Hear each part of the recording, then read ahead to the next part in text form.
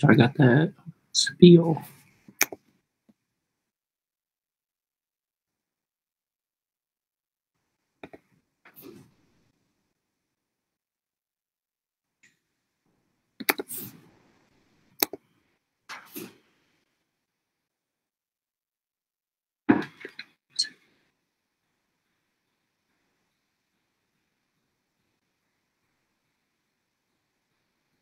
Cool. I think that means we're live. I just got the text. Hey, wow, we're back. Another week, another episode. It's our last week. It's sad. It's sad. I know. It has to end, but you know, this can't be forever. Also, you know, we all need breaks, right? We all need healthy breaks. But no, this has been really fun, and I've been like pleasantly surprised every time I come back in the new week to get re-energized, and I feel so blessed to know so many amazing, talented artists, and I'm glad that you all could join us for this conversation for the youth. So, without further ado, I'm just going to start us off with first and foremost that some of the content in this series includes topics that are particularly sensitive or include strong language. We believe in the importance of providing space for artistic expression and the power of poetry as a means of engaging with important topics. We encourage you to initiate conversations with your community if any of the content moves you to do so, or to take pause in a moment to reflect if you feel the need to. So we'll be posting different links to these poets and artists' work below. And so you can visit their websites or different things like that to find out more about their work. Also, I like to open up each of these kickbacks with a land acknowledgement. We understand that the United States is stolen land, and in particular, the city of Boston is on the land of the Wampanoag tribe. And so I want to acknowledge that, and hopefully one day they will get their land back. And so I just like to always we can't enter this space of sharing work and sharing dialogue without first setting parameters and understandings of how we're moving through and within this work. So I think it's important to always start off just it's not really ground rules, 'cause I don't really believe in setting ground rules. I mean, it's more so just acknowledging that we're in a continuum of time and that things have happened and are happening. So let's just get into these readings. I mean, I look at all these artists. Wow, I can't. Some people I've just admired for so long. Some people I'm just yes, y'all need to get on these person's work. I'm so excited. So I'm just gonna kick this off. So first up on our lineup, we have Imani Davis, and I'm just gonna read. I mean, the bio's pretty it does it I don't need to do anything else. This bio is pretty standalone. So Imani Davis is a queer Black writer from Brooklyn, a Pushcart Prize nominated poet. They're a recipient of the fellowships from the Andrew W. Mellon Foundation, the Lambda Literary Foundation, Boat Press, and the Stadler Center for Poetry. Imani's poetry has appeared with PBS NewsHour's Brief but Spectacular series, The Offing, The Adroit Journal, Best of the Net, The Rumpus, TEDx, and elsewhere. They are currently earning their BA in English and Africana Studies at the University of Pennsylvania. And I think they just had an announcement. They just had an announcement on Twitter about where they're going next. I would love for them to, open their set with that announcement if they want to. But this poet, I've been watching them for a minute, and I've just been that's gonna be the one to watch, right? One to watch, honestly, doing such amazing work. And without further ado, let's give it up for Imani. Oh my gosh! Wow. Okay. Thank you so much, Golden, for organizing this series. It's been iconic from what I've seen, and I'm really grateful to be a part of it. Thanks for thinking of all of us and bringing us into this space. Yeah, I'm really happy to be here. As for the announcement, I will be getting my PhD in American Studies from Harvard starting this fall. Maybe it's online, who knows? I'm gonna get into these poems though. Here we go. Yeah. I'm just gonna work. The recital, with lyrics from 1-2 Step by Sierra and Missy Elliott. Baby fat coat, a feather-stuffed fist around my shoulders, I step onto the playground ready to fight. I've clawed months of mornings out of my mother's calendar to reach today, my official tryout for the cool black girls of 4th grade. Legend has it their gossip turns to gloss on their lips. Legend has it they can suspend you with a look. The glitter clique has a simple audition. Memorize Missy and Sierra's slick anthem for us and spit it like I got beef with the devil himself. My first lesson in what ferocity means for folks with our sunset skin, and I wouldn't call it courage. What nudges my hand-me-down converses across the blacktop instead, I name it survival instinct. This beat is automatic. Who could call us prey when we fang like this? Side eye so box cutter sharp, no white boy has talked to Sanaya in months.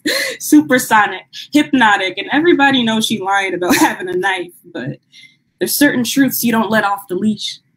Like how our mothers send us to school without popping the bubblegum dream that any of this will protect us, that we aren't in a world full of things that want us dead that we can't even pronounce yet. But I'm here in this black girl femme recital hoping to make the cut for safe. And Deja don't think I got what it takes. Asks why I don't have the mandatory crush on Usher. And all I can think of is how her smile is bubblicious sweet. Here I was, thinking this club, this little swing set secret was for black femmes who wanted to love black femmes for life, to hold a hand just as soft as theirs and know every good shade of forever. I tell Deja I'd follow her lip gloss anywhere if she let me. It don't matter to me. We can dance slow. Whichever way the beat drops, our bodies will flow. The butterflies she gives me are truth. I don't let off the leash. The next week, Miss Gallagher catch me writing Angela's name in my workbook like I'm memorizing a prayer. I loop each letter with reverence, let them curl like her hair so she knows I braided for hours, and who could call this anything but love? Miss Gallagher threatened to tell, but I don't pay her no mind. She couldn't get into this little heaven of ours if she tried. Her skin don't hold sun like Sanaya's or Angela's or mine on a day when I don't hide in the dizzy blur of the double Dutch ropes, and I try not to hide today. Tell Sanaya how Miss Gallagher tripping, but she suck her teeth. Tells me her mom said girls don't marry each other, and I become the swing set beneath her. Hold her every afternoon until she decides she's outgrown this kind of freedom.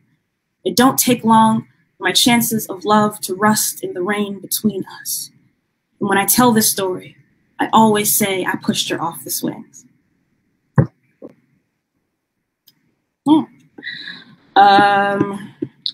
Shit is chaotic right now, so here's that, a poem about that. Here goes that. I pretend not to relate to the girls from Euphoria, but once, in high school, I wanted freedom so bad I would have bitten even the neck of God. I dug both hands into the night and called whatever I found a feast. I learned all my body could accomplish without breaks. Oh, sweethearts. Oh, glittered sirens howling all my secrets at the moon. I've waited 1,000 lifetimes to ache by your side, to bejewel my shame anew beneath a wealth of purple light. Sometimes the episode ends and I am still unwell. The cameras hide their faces to reveal me, still in bed, still burrowed so deep into sadness I forget the fingerprints of the sun. What they don't tell you about the world ending is how hard we will try to escape it. To wipe ourselves of senses with anything willing to erase us, a stranger's mouth, the drug sprinting through our blood like horses, the plasticky pop songs we sing like they're our last, they might be our last. I'm not saying we're a hopeless generation. I'm saying I haven't woken up to a good news cycle since I was 8 years old. I want to know what that does to a body. Exactly how many days American chaos has shaved off my unsuspecting life. I am a product of the sickliest environment. Everywhere I go, Everyone tells me I hold hope stillborn in my arms. I listen for the inevitable siren and the ugly headlines to match it. If this country will not give me something to look up to, I will be my own messy nation. I'll paint the ruins silver and dance up an impossible cloud of ash. And I think that's what I'm still living for. Not to hope for a poisonless country, but to surrender to wicked laughter while the empire burns to the ground. You have to understand. I was born in an emergency and I haven't left since. So yes, I will party like this is the apocalypse it is. I will be socially distanced, of course. I will be a barrage of body glitter and smoke. I will blow death a kiss while lacing up my platform boots. I will dwell in guiltless pleasure. Because, as Rue would say, the world is ending. And I haven't even graduated from college yet. I got 2 more poems for y'all. I should not keep it in the will. I'm really big Rico Nasty fan, and she really helped me understand anger as a healthy thing to still hold in you. So here's a poem about that. Maybe all I need to be is Rico Nasty, at least for now. While her raspy sermon pierces the house party, it is enough to be a splintered storm with grief spiked in every direction. Rico launches a molasses shriek down my shadow, and the sound makes men neon in their seats. I have been afraid of anger for so long. What beast it could summon from beneath the river of my skin. I know I carry my father's face. Why not his fists too? Why not his jagged impulse for blood? As a child, I wrote horror stories starring everyone who'd ever wronged me.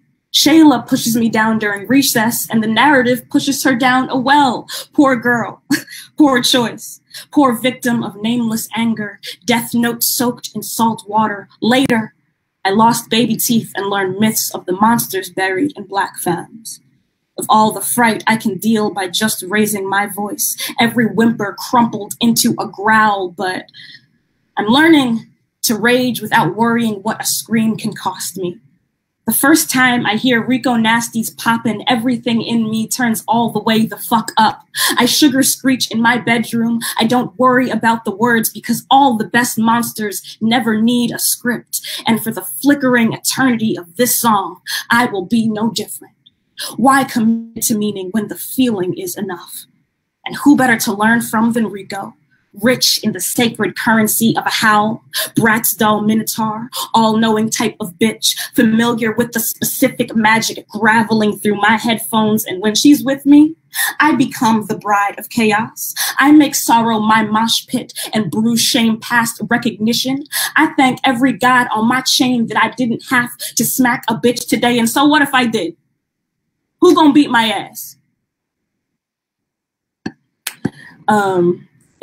I said every god on my chain. This is a Beyonce chain, y'all. That was a coincidence.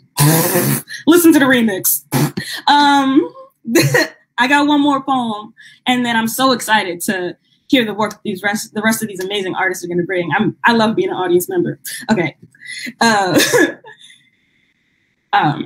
Everything must go after Zandria Phillips. As is tradition for the femmes of my blood, I shop too much. Would sacrifice a paycheck like a lamb to conjure up a fresh silhouette. And I'm supposed to hate this about us. The nerve to wrap our bodies in myths we can't afford in the name of beauty, but I want to make peace with this. I want to make peace with my grandmother's gentle back room dedicated solely to the choir of her hat boxes, quiet revelations lining each wall all day. She darts between the news and the home shopping network, unsure whether to spend her pension or her prayer. Once, she fled a country ribboned by war as though it were a dressing room, practiced walking in American shoes until balance became her. To this day, she nests for her daughters until there is nothing left on the racks. Stores enough patent leather and lace to clothe every ghost she left in Honduras, and who could call such a selfless love a waste? Still, my mother says grandma got too much space in her heart. Too many shelves inside her she can't wait to fill. We have this in common. On weeknights, at midnight scroll across landscapes of pixelated fabric without direction, search for sales like my life depends on it, desire a beauty aimless as light. Each morning, I wake wanting to script a new creation story across my skin, dare the day to reinvent itself until everything that's hurt me is a stain, washed clean. Sometimes, the mirror is the only place I decide what happens to my body. Here, I sketch myself into a velvet miracle no one dare touch. The night the thief undresses me, every drawer in my chest lay empty as a scream. How to replace what is stolen when it is the body itself? Officer asks what I wore that night, and I think of my grandma's urgent gaze in Macy's. Here is its root. We shop to finally look for the look that might finally keep us safe. If there's always a danger to outrun, praise the choice of heels for the chase. Praise the good shoe and the stature it lends me tonight. Praise the pomp and circumstance of ripping the tag off a brand new skin. My grandmother and I dressed ourselves out of deaths already tailored to fit. And if this is a sin, I'll take one in every color. So, bless every tattered thread of this love. Bless the thousands of shopping carts I filled and emptied, communion of fabric gathered at my feet. After we leave dinner, Grandma asked me to say, after we leave the mall, Grandma asked me to say grace over dinner. And I take bread and break it. Say, this is my body, taken back. I do this in remembrance of me. Thank you so much. Yay. I'm gonna mute myself. Yes, wow, such a great way to start us off. Like every like opening line, I was just like, okay, so the title is already like, I'm ready. Yep, I too am shook, right? I too am shook. I'm trying to, someone put they were sweating. I was like, yeah, let me make sure my makeup is still intact. Okay, cool. But wow, I mean, it really speaks for itself. We don't really have to say much, but thank you so much for sharing your work, Imani. We're just going to jump right into our next poet. So, wow, well, we have Portia Olayiwola, the City of Boston Poet Laureate. I'm just going to read the bio because, they're so amazing, and I could go on for days. Honestly. Black writer, educator, curator, and futurist, Portia is a native of Chicago who now resides in Boston. Olayiwola uses Afrofuturism and surrealism to examine historical and current issues in the Black, woman, and queer diasporas. She is an individual World Poetry Slam champion and the artistic director at Mass Leap, a literary youth organization. Olayiwola is an MFA candidate at Emerson College. Portia Olayiwola is the author of I Shimmer Sometimes Too and is the current poet laureate for the City of Boston. This poet changed my life. I think they're so amazing. Their work is going to speak for itself. So let's give it up for Portia Olayiwola. Woo! I was pretending my mic was on mute, but it wasn't, and I was still silent. But hi, everybody! How's it going? Congratulations, Golden. This series is so fire. I know you said this is the last one, but maybe maybe it's not. Who knows? Maybe when outside opens up, we can all be together, and see this in form. But congratulations, everybody! I'm so excited to hear from y'all. I feel so grateful to be reading with y'all. And yeah, I'll stop talking.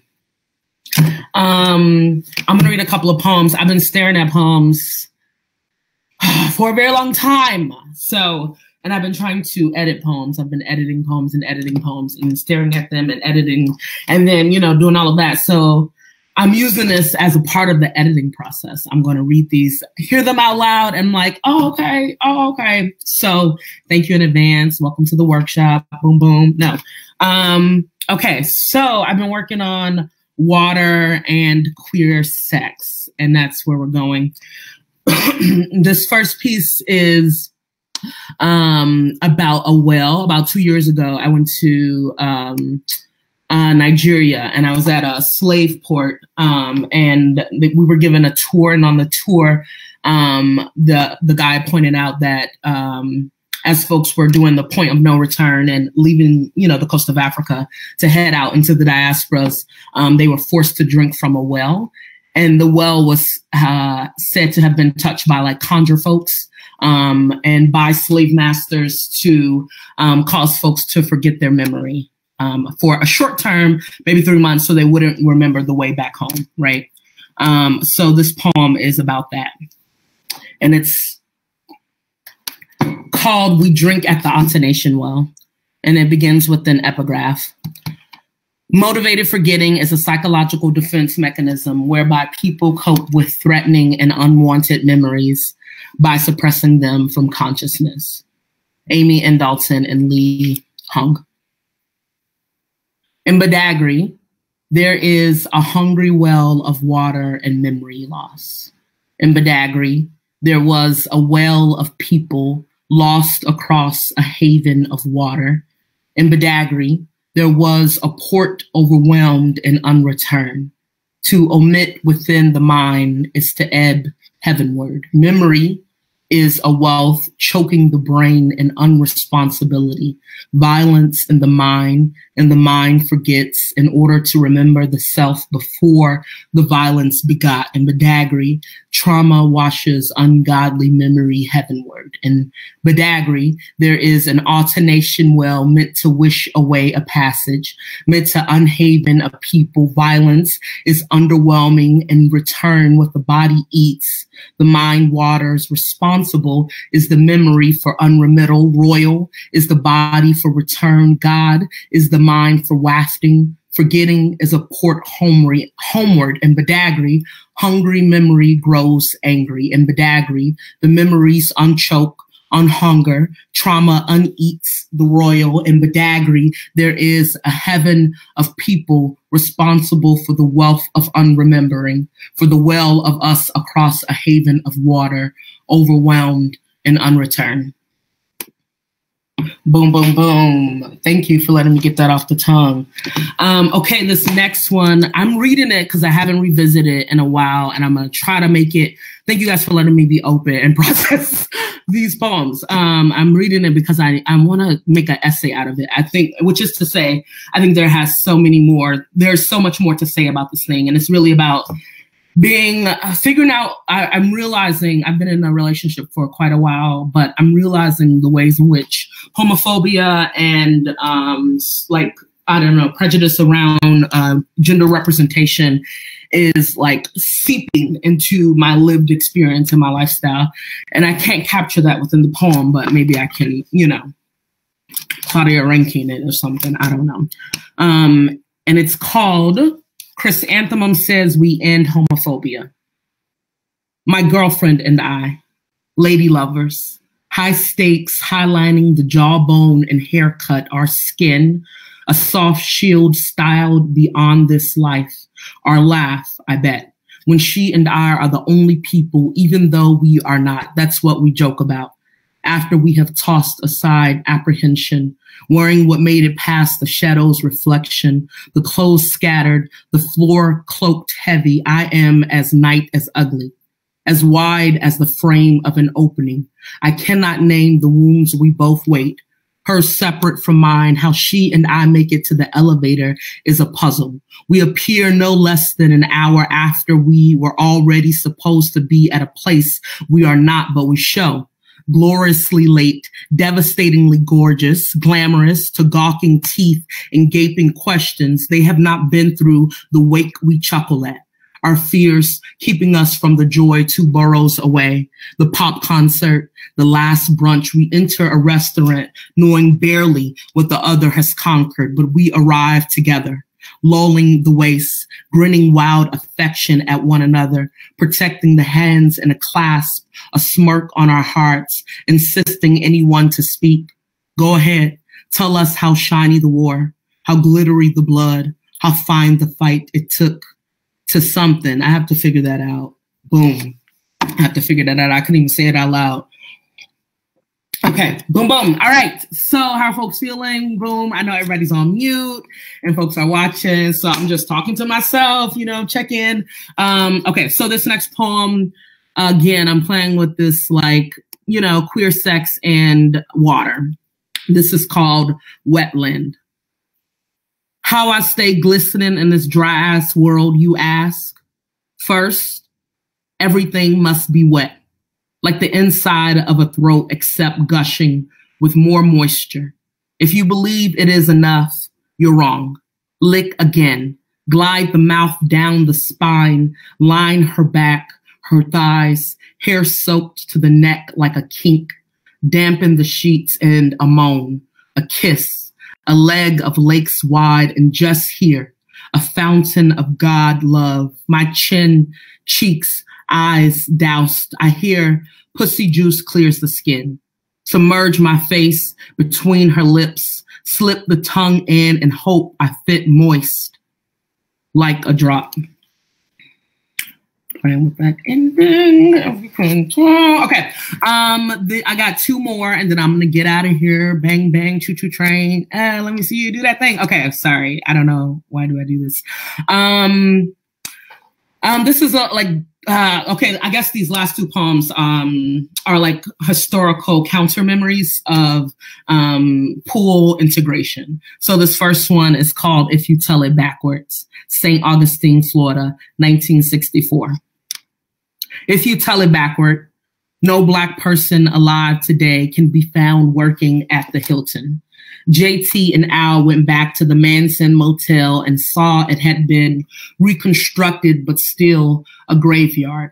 Years before, the kids are all cuffed and dragged into the jailhouse, nude, bearing bathing suits for a leap into segregation at a swimming pool. Question: what degree is the burn when acid gets in the mouth, in the eye, or on the body? The girls move from the edge where the manager, James Brock, that's his name, pours a bottle of muriatic acid into the water. He starts to lose his temper, his mind, his job, his white man power built on savagery. Anyway, he gets angry because the kids are Black and ain't supposed to be in this pool, splashing to escape the burden of a southern June, barking on their bodies, feverish in their youth, sugared in sweet sweat, having never telling their parents they were heading to the pool for some fun to slope the spine. I can see now, JT and them just swelling, selling, swimming on a humid day where the summer swelters and heat from the sun glows the skin jet black. All right, last poem. Again, this is like also happens at, this is a counter memory that happens at a side of a pool. It's about Dorothy Dandridge. And I'll just get into it. I won't introduce too much, but it's called Dorothy Dips a Toe into a Pool After Being Warned the Water Would Be Drained Should a Black Person Swim in It, 1953, Las Vegas. And all at once, without and within, each well of wet everywhere swelled dry. The woman in the shower, shriveling, shaken bare, the cook steaming at the sink's faulty faucet, the rust keening and dragging itself through pipes. Chalices unfill, air wilts the face, moisture abandons the flesh, the breath, the girth, water unflows, reruns away like blood fleeing a wound. The swimming pool, brimming moments ago, now hold mothers who hold babies, dry sobbing at its base. Guests at the last frontier lay leisurely, their bodies brittle on the deck. The Black spell is the yes cascading over a no. The anti to the anti, all kept from me in spite, shall spite keep from you with force. And in another land, unpromised, the color blue opens and spreads to blanket each eye. Dorothy stands at the water's ledge. Her curls and linen lie loose. Her skin, cool and sweet, sings a song unsang but known. Dorothy, a tall tide, Coaxing herself into herself, Dorothy, a good curse, moves until waves wade at her waist. The dancing wet rushes to gather at her hips. She cups the clear in her palms and splashes upward. Dorothy lifts her arms in ocean rain, urges the body to name itself religion. Dorothy splatters and ripples bring forth a sanctum. Each droplet is plenty for the city's south side. A shower gives itself to the children on the 83rd playing at the hydrant. A spray fills the pot of collards on the back burner. Another flows through a school's fountain once lined with lead. Dorothy swishes water into the sugar breeze and it lingers in the air. No one thirsts. Moisture soothes a lonely throat. Dew demands a mother's seeds to grow. Dorothy raises the ocean, and oh, I want to tell you how her hands cradle full drops toward the sky, how the water could hardly stand to let her go. Boom, boom, boom, boom, boom, boom. Okay, I love that you did the little fireworks. I've been doing them for the last. Did you see that? So I've been saying, I don't know if y'all know, but for the last couple of months, I've been saying that I wish I had like fireworks for like poetry readings. So I wish I could just like and just like like I wish there was like pyrotechnics I could add to this. And that honestly, look how she ate that. Look how she ate that. Oh, y'all eating it. We halfway through. Okay, let me get back on track. Y'all, it's really hard to stay on track when y'all just got phenomenal people out here blowing. I'm done. Honestly. Okay, yes, thank you, Portia, so much for that. Wow, that showstopper of a reading.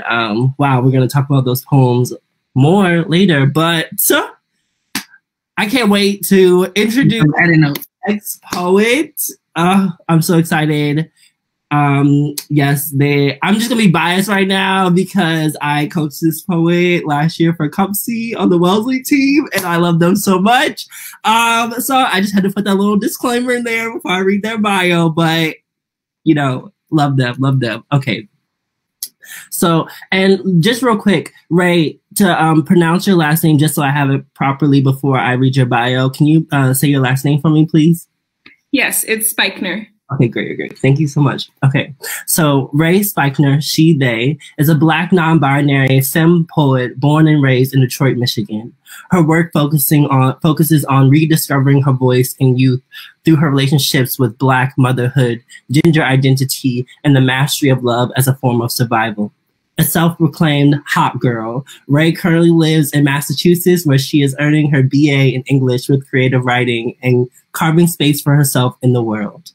We're just gonna give a huge round of applause for my, I love this so much. One of my favorite poets, Ray Speichner, everyone. Stop. Okay, first of all, it ain't right that I gotta go after Portia. Oh, Jesus. Okay.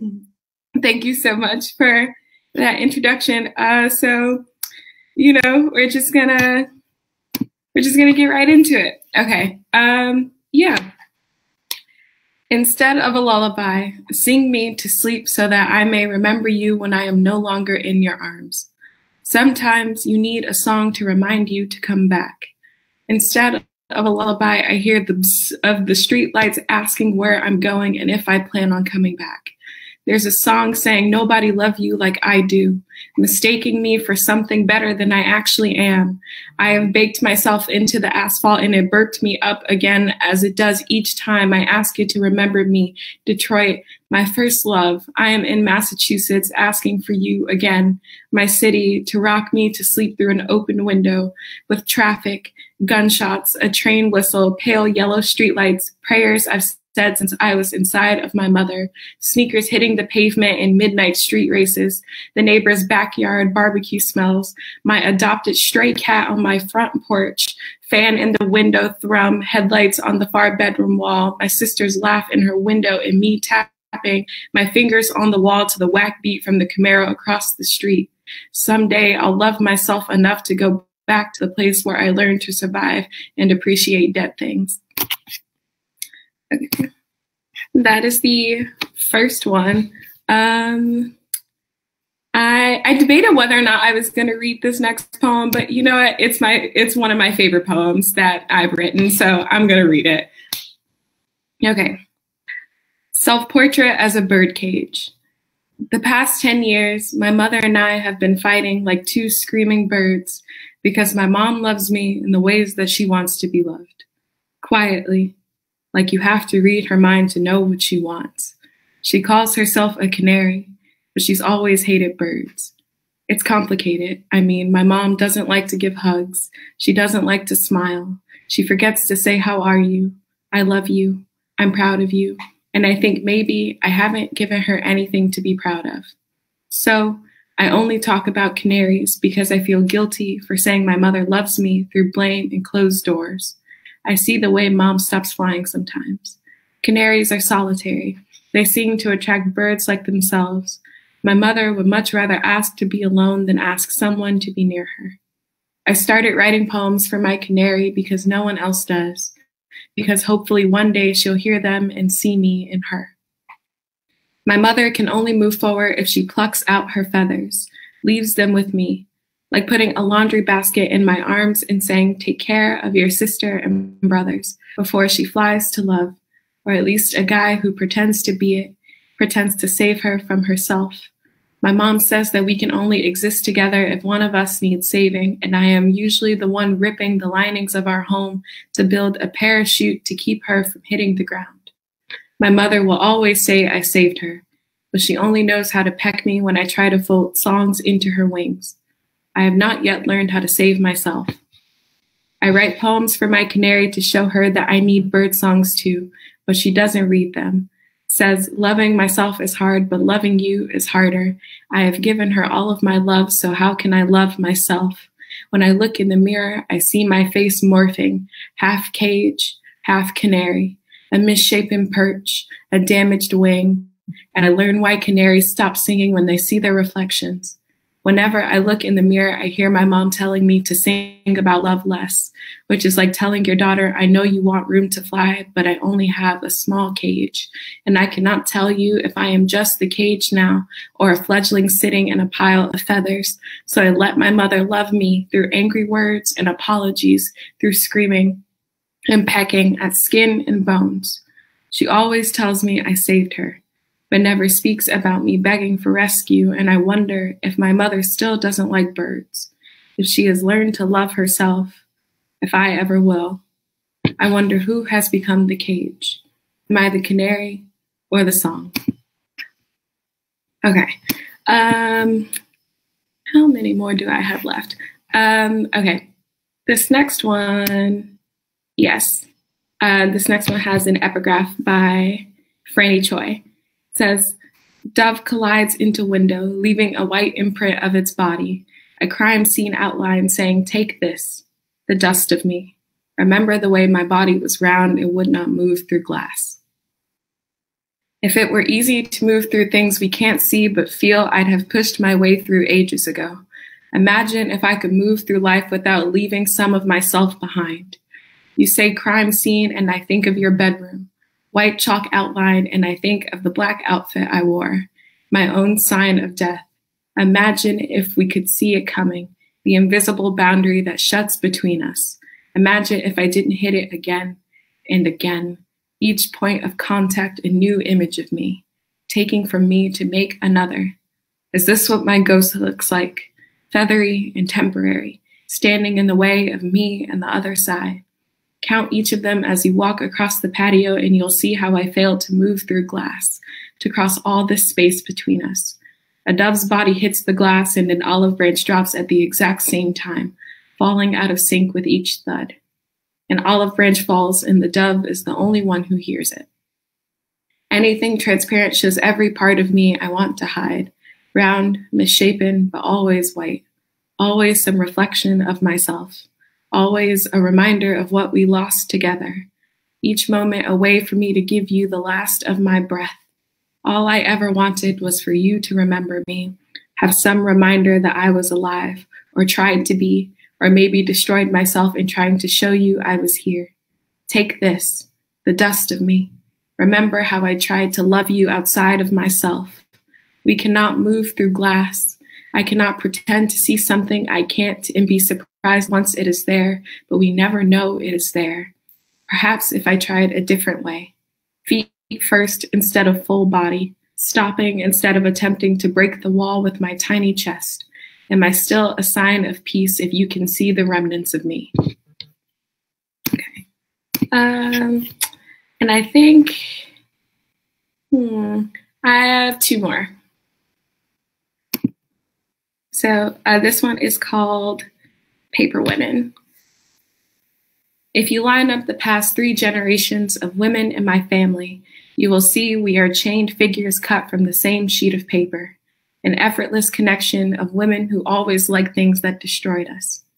We are more delicate than we pretend to be, seek out the sensation of burning, the way our edges darken and curl, twisting and writhing among ourselves before we soften into ash. My grandmother is woman woven into paper, folded over and into herself when she learned she was an open book across her shoulder blades. You taught my mother to love the flame, braided licks of orange into the hair of her 2 daughters, chose the flame, and my mother was made paper, repetition written across her face with the birthright of matches and servitude. Her first lesson was to never forget the things told to her, all truth in I know you like the back of my hand, and my mother fed the dying fire with herself. I mean, she gave my father the fire and dared him to set her aflame. Told herself that with fire comes rebirth as she marked her daughters' names on their bodies with the embers from her own mouth. Thinking, if nothing else, she has created life from her own burning. And I am a paper woman, meaning I have always liked the way I burn, the way blue begets orange, heat twisting and turning, yearning for my flammable palm. When my grandmother pressed iron to my scalp, my mother poured liquid heat down my throat to burn me too. I learned to love the way it's burned everything for me, learned that my voice shriveled a long time ago, and my words escaped my mouth in a cloud of smoke. And aren't we all trying to create ourselves from all this burning? I have seen every woman before me surrender to the flame, so when they are gone, it is by their own doing. Okay, and I have one more. And I think this is my favorite one that I've written really in the last 6 months. Okay, it's called Utopia, after Denise Smith. Here, I am everything I have never been. A girl on the porch waving at all her friends, popping gum on beat with the earth, and I can rollerblade. I smile, I laugh. Where we lay bodies to rest, a bunch of tulips bloom in their place. We never see each other fully dead, only living. We are here for everyone's life. I am never in search of anyone who looks like me. They are always here. My mouth, my hair, my body is theirs, is ours. Everything belongs to me, to us. I no longer need to fly or change myself into a feather to be held. I am always held. My grandmother and her 2 daughters and my mother and her 2 daughters can sit together again. It is February and my paper heart is not burning. It is February and we have softened the cruelest month. Here, love me the right way the first time. Here, I let myself be loved because here I know that I can be. Here, we are not broken, not trying to reassemble a wet box with a single string, not lying about a piece of ourselves that is missing. You don't lie to me, and I believe you. Here, make time for me.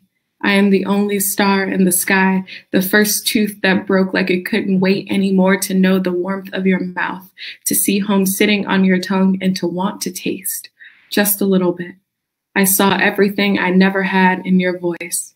I don't take care of anyone anymore because it is not my job and I can say no. Here, they don't die if I say no. I am not anyone's one thing. I am everything. I am all that I've ever wanted to be. I'm a child at the end of the day because I have asked for more time and gotten it. Here, I have time. I get a do-over. No life has one beginning. I am more than a shoulder to cry on. I do more than reassemble puzzles of people.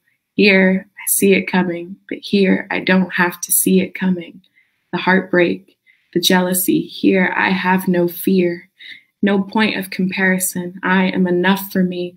I am not trying to make myself feel full. I am more than the ugly part of me, the ugly parts of me. My rage, my guilt, my loneliness is not ugly. I am not ugly. Thank y'all so much. Thank you for listening. Woo! I was over here tearing up. Woo! Okay, I'm gonna keep it together, y'all. Yeah, I felt a tear coming. That was so good. That poem. Oh, I love y'all. Thank you. I just have to say real quick, this poet has been working all year going to this Cup C Poetry Slam, and it got canceled. But when they wrote this poem, I was like, this is the poem. Like, this is it. And I just had to shout that out real quick because, you know, they've been working really hard, and we're talking about youth work, and like, wow, they wrote that in like a month, and like, wow, just like, amazing. It's just like bangers after bangers after bangers. Y'all are so amazing. Like, wow. And like, Hari to close it out. Like, this isn't fair. Like, it's not fair. Like, wow. Y'all are just, I'm just so shook. Okay. I'm gonna go on to this last bio, but I mean, it's another one of those bios just like stacked, you know, just like one of these amazing genius people. So Hari Ziad is the author of Black Boy Out of Time, that's coming out next year, and the editor-in-chief of Race Baiter. Their work has been featured in Gawker, Out, The Guardian, Huffington Post, Ebony, Mike, Pace Magazine, Afropunk, in the peer-reviewed academic journal Critical Ethnic Studies, and in the anthology co-edited by Michael Dumas, Ashley Woodson, and Cart Grant, entitled The Future is Black, Afro-Pessimism, Fugitivity, and Radical Hope in Education. I mean, just wow. I mean, their bio speaks for itself. They're just an amazing person. Always, every time they like say something, I feel like I need like a pin and to be like, yes, like, I don't know. Like, I think every time like I hear Hari like answer on a topic, I'm just like, wow, like I'm transported somewhere else. So I'm really excited to have them here. And without further ado, I'm gonna give it over to Hari. Thank you so much, Golden. I need to shorten that bio. I was like, this is going. But thank you so much. And thank you all for allowing me to join you in so much amazing work. I feel, I don't feel worthy to follow up on any of that. I'm also not a poet like all these other beautiful folks here. So I'll be reading, like Golden said, from my upcoming memoir called Black Boy Out of Time. And just a few notes before I start. I think that the state works just as hard to remove us from our innocence via separation from our childhoods as it does in the justice system. And in the book, I call that separation from our child selves carceral dissonance. And there are some chapters where I address my younger self, and this is one of them. So it's called A Prayer for Another World. Hari Gora, I wonder why so often the mind tries to manifest what it cannot have. Right now, I'm stuck within the recollection of a birthday party held last year for the mother of one of my best friends, Ahmad, and all of the old heads stand in unison, but the wave stops at my shore. It's the kind of tide that makes onlookers sit straighter, on high alert. What happened? Then I hear, you can't see it. It's electric, and I have to believe these lyrics. Nothing less than lightning animates the elders' bodies as they electric slide. Each one of them is moving like that pain in her hip was just a bit of joy caught in the joint, a bit of joy that can only be let out when she sways in sync with everyone else. Every line dancer outdoes the next, flipping a wig, kicking up a leg as they spin, and yet they are all in perfect harmony. Every person puts the next to shame, and yet no one is ashamed because Blackness is a meritocracy that doesn't require suppression.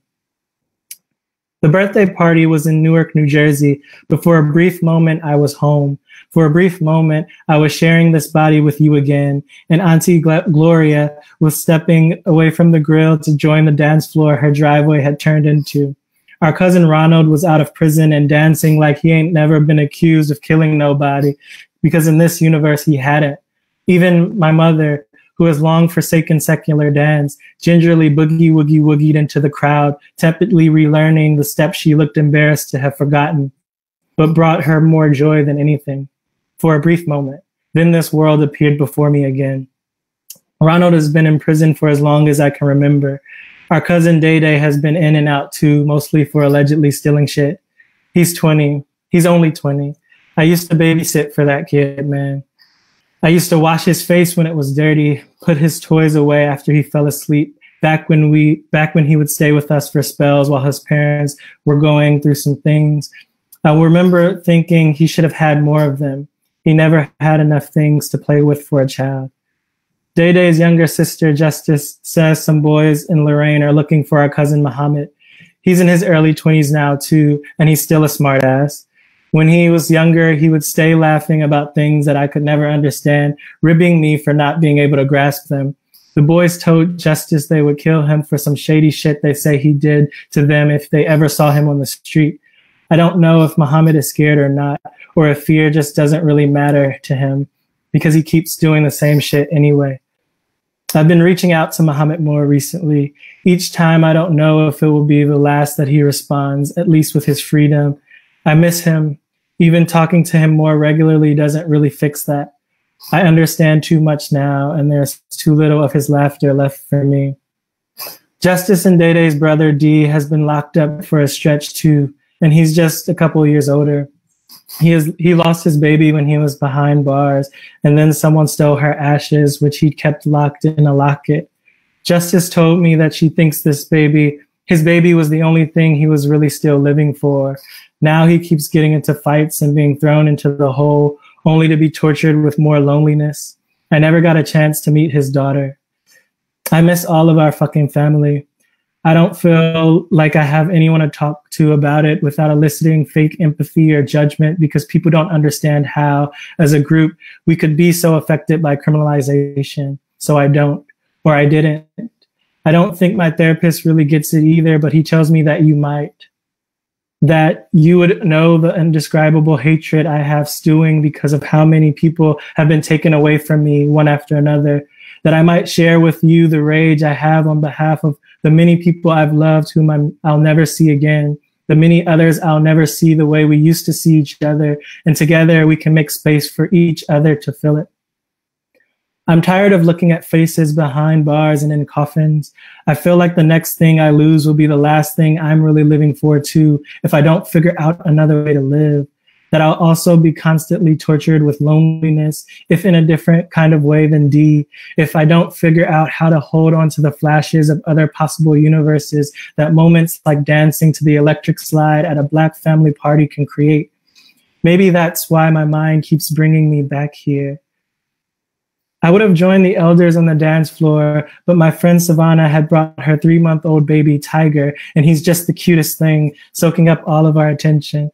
Our mutual friend Henry was playing peekaboo with him. When Henry's face reappeared from behind his hands, Panther brightened, lightning animating his body like it did the elders. He doesn't have object permanence yet, Henry, a sage who rarely meets knowledge he is selfish enough to keep to himself, explained.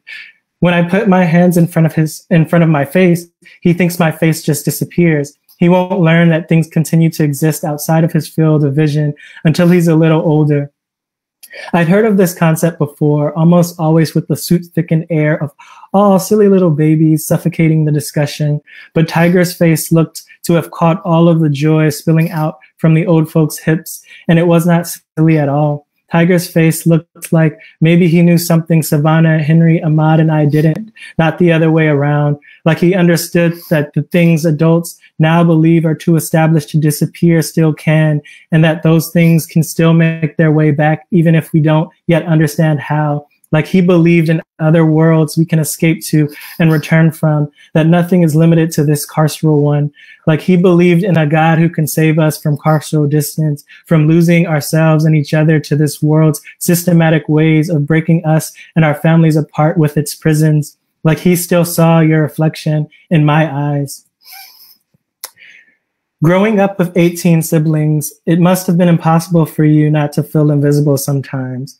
It was impossible not to disappear, your whereabouts or emotional states going unseen by a mother and father who had their hands full with their gods and their homeschooling and all of the kids they built this life for. But you found magic in this where I would later discover only bitterness. Imagining yourself as one of the X-Men with invisibility as a superpower. I don't know where the heroism of stealthily making your way into spaces you would otherwise be forbidden from entering went.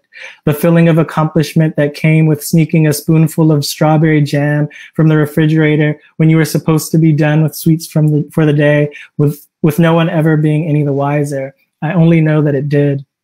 I only know that I resented our parents for having so many children that I couldn't soak up all of their attention, no matter how hard I tried to be just the cutest thing. And the magic of disappearing was lost with time. I embraced becoming an object that could be commodified by others because I wanted to be permanent too. I almost forgot the names of your imaginary friends, but I still remember how they were there to keep you company during these moments of feeling invisible. I still remember how our older sister Gunga would ask you the same questions about them, would always ask you the same questions about them, and you always had the same answers because they truly weren't made up. You told her how Kula really grew up and real stories about her family, how Saya really did her hair and what type of food she liked, how India really came to be named after a country and what she felt about it. But you know they're imaginary, Gunga probed, just to confirm your level of awareness. You were 4 years old. Yes, you replied, but that didn't mean they weren't real. You loved them, sight unseen. We were all invisible together, so it wasn't like I stopped seeing them and then that made me stop engaging with them as you had engaged with them. At some point, I was just too old for imaginary friends. I was just too old for real to mean that Kula and Saya and India were really there for us whenever we needed them, even though they were. I was too old for real to mean that imagining them drying our tears when we cried was really a comfort. I was too old for real to mean that they really supported us through all of our most difficult decisions and that they never made us feel ashamed for being wrong. So I told them goodbye. They respected my decision like lovers are supposed to, but hardly any have since, and I never saw them again. But oh, how I miss them too. Harigora, writing to you has me drowning in nostalgia, rediscovering so many of the other things I've pined to reclaim since losing you. The other day, I came across the earliest home video that you created and I still possess. It's a recording of you just before you turned 5, head still full of a hair and dressed in faded denim overalls. You stand in front of the camera for a few seconds before poof, you are gone. There are countless clips of you disappearing and reappearing somewhere else, beaming a smile. One is modeled after a Toys R Us commercial with you singing the tagline, "I don't want to grow up, because if I did, I wouldn't be a Toys R Us kid." It looks like the trick was the most fun you'd ever had. By 4 years old, object permanence should be well developed, but this video was evidence that finding joy in disappearing doesn't have to end as soon as a person learns that things continue to exist outside of their vision. Daddy had recently bought a new camcorder that allowed you to splice video of yourself standing in front of a static background with an image of just the background to create this trick. I imagine Matza was frustrated with Daddy for the purchase. Matza's what I call my mother. Thinking it just another gadget for his dusty collection of endless tools and books and electronics we couldn't afford and didn't use much.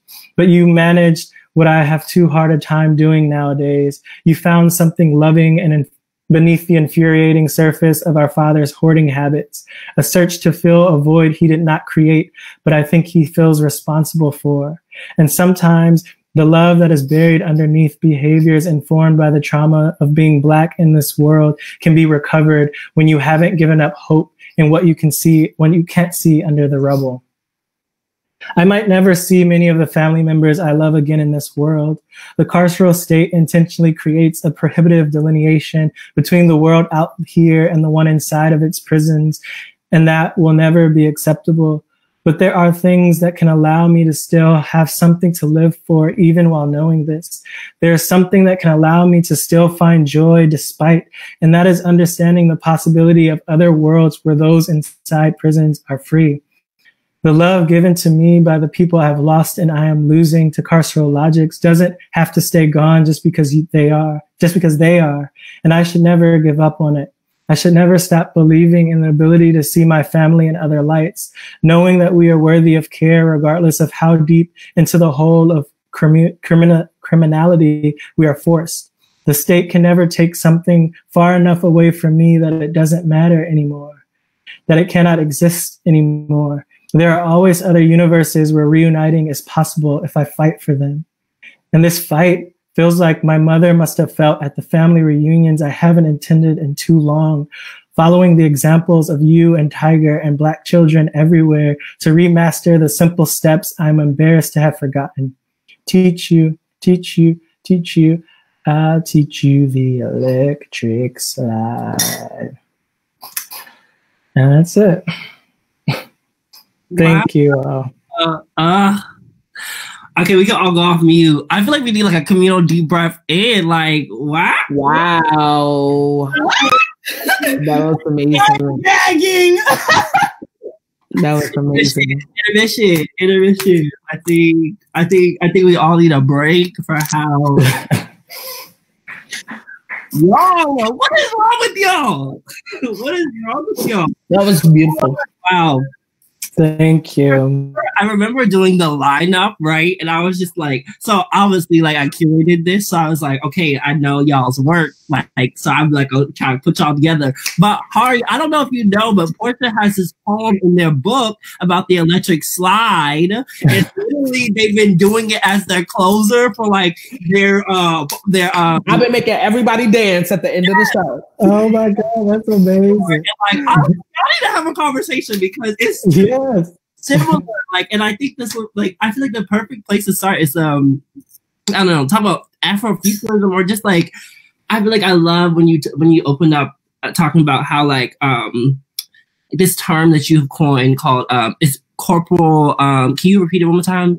Carceral dissonance. Carceral dissonance, and specifically about removing the childhood from Black people in particular. And I think it's I'm pretty sure you talk about this at length in your book, and like anyone can join in at this point. But I'm just gonna start us off. But I think that is one of the goals, right? Is to like detach Black people from a human aspect, right? And I think that that starts with removing a childhood, right? Like a lot of times we call like younger Black boys men, or like you're trying to be men, or you're trying to be grown, or we call young Black girls fast, or like using terms that like pigeon them in these roles, right?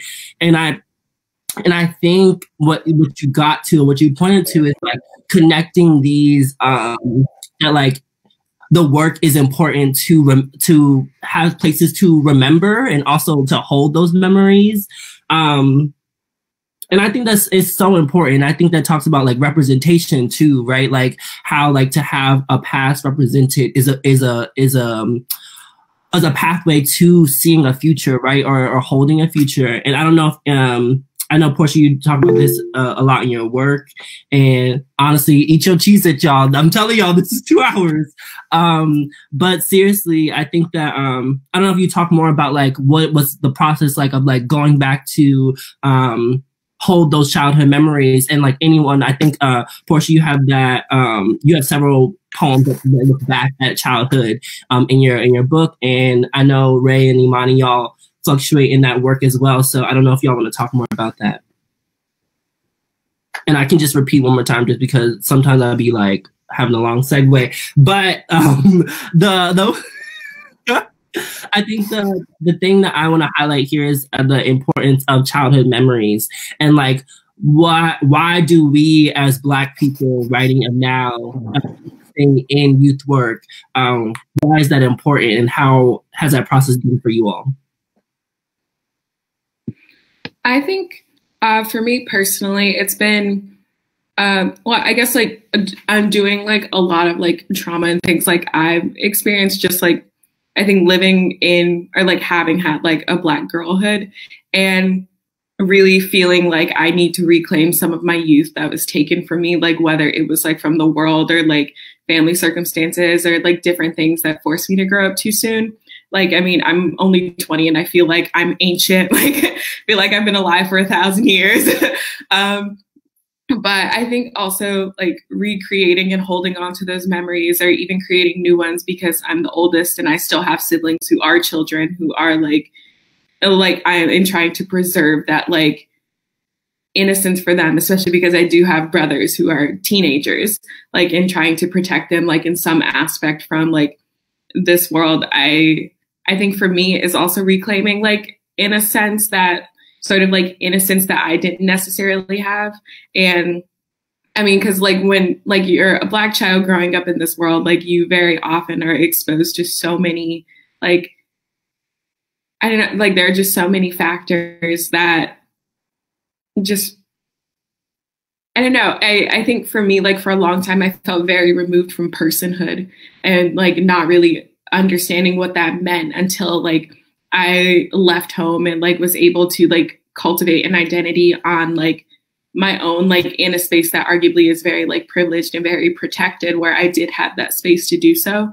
But I really think that like a lot of the time growing up, I didn't necessarily feel like I had like that I could be my own person, because like my existence like means that I have to take care of people who are like without me cannot exist. Like if I choose to focus on myself, like to create like any sort of like sense of self, then that like in some aspect is a bit selfish, because there are people relying on me. And so I think like now, especially because like I don't have many memories from my childhood, like trying to write through that and trying to like harness that has tried, I don't know, somewhat like piece it together, and not necessarily in a sense where I'm trying to create like something that did not exist, but rather like hold on to an aspect of myself to like understand, I guess, like my role in this world. And I think also learning from like what it is that I've experienced to somewhat like preserve that in like my siblings who are still very young. Yeah, that's such a good point. And the way I came to this like idea was actually through therapy. And I think there's a lot of that struggling with me feeling like I don't have this personhood, or like I'm not whole in some way. And like I said, I think that's systematic and it's designed, but my resistance to therapy had always been that it seems so individualistic, at least the way that, you know, it's done here. And I knew that this was a collective process, this healing that I had to do, to your point, Ray. Like, this was not just about me. This was about my little cousins. This was about my little brother, blah, blah, blah. And I didn't want to just sit in a room and like talk to my inner child and like that just be it. And so this actually was because I was exploring inner child work in therapy, and I had that exact response. I'm like, this isn't saying enough about how Black people lose their childhoods, and like how this is systematic, and how healing has to be communal. And so I wanted to challenge that and like do a form of inner child work that incorporated all of those things in. And it's such a more communal process than what I assumed when I first started. Even when I first started the book, like I'm like, a memoir is so like, you're just writing about yourself. Like that feels very narcissistic. But when you have that understanding of like the self is part of the community, then you can do that type of work in an effective way, or the only way I think it would be effective for us as Black folks.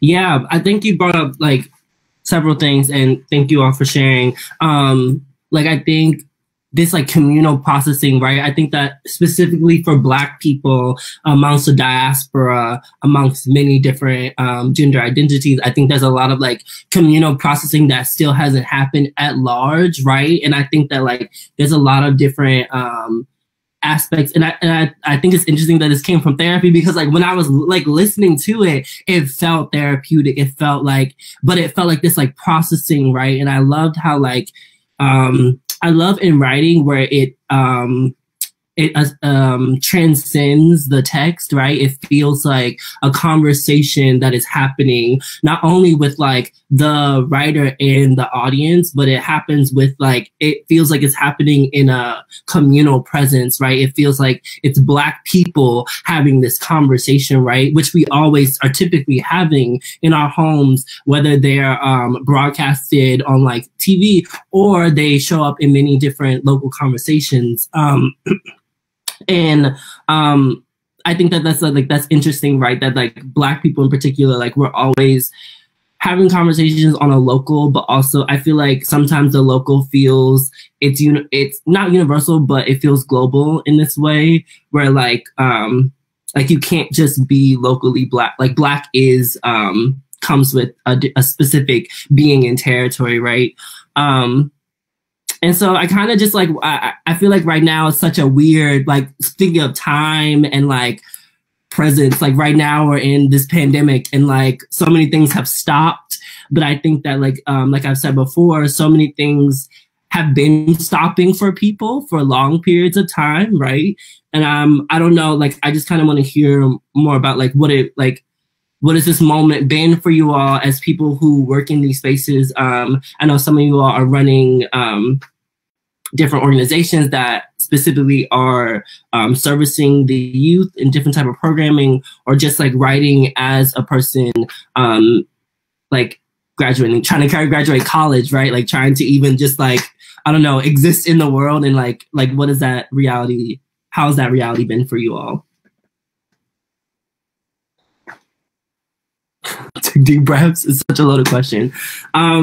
I don't know. For me, I think I can like start off just saying that like I feel like for me, when I first I feel like this project is like a sort of kind of I felt like we're in a pandemic. I don't know what the fuck to do, and everyone I see is like stretching for like to survive, right? Like, and not even just like on I'm trying to like make sure I can like leave my house like survival, but like or like stay in and leave my house and like go to the grocery store and survive, but also in the sense of like paying rent to survive, being able to get funding to survive.